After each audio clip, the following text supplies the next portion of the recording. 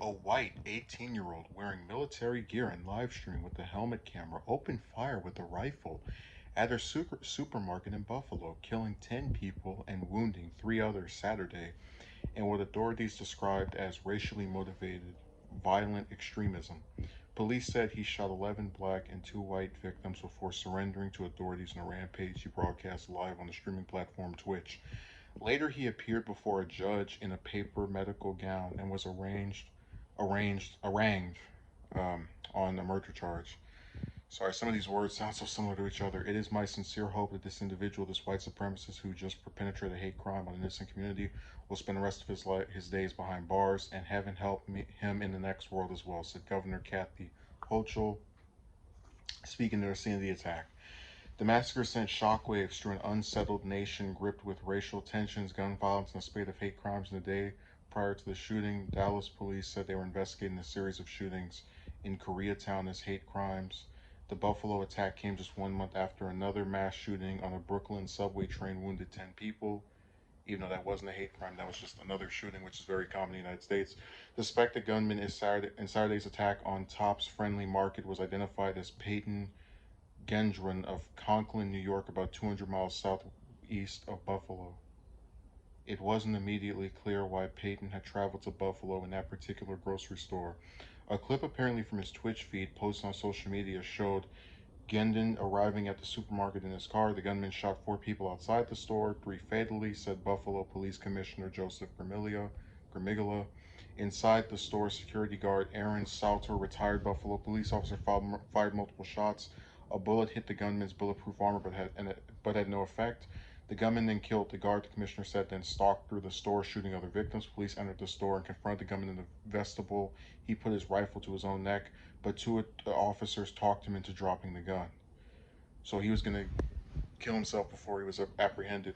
This is the worst nightmare that any community can face, and we are hurting and we are seething right now, Buffalo Mayor Byron Brown said at the news conference. The depth of pain that families are feeling and that all of us are feeling right now cannot even be explained.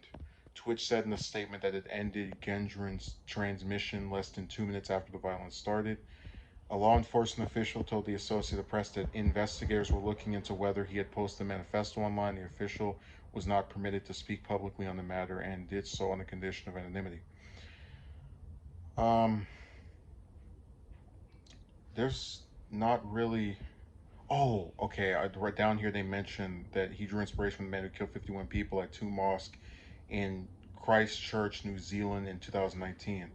Okay, I was gonna say when I heard the specific detail about him streaming the shooting that there was another shooting from a couple of years ago where a man walked up into a mosque and filmed himself, and before that told people to subscribe to PewDiePie as part of this internet meme that was going around at the time.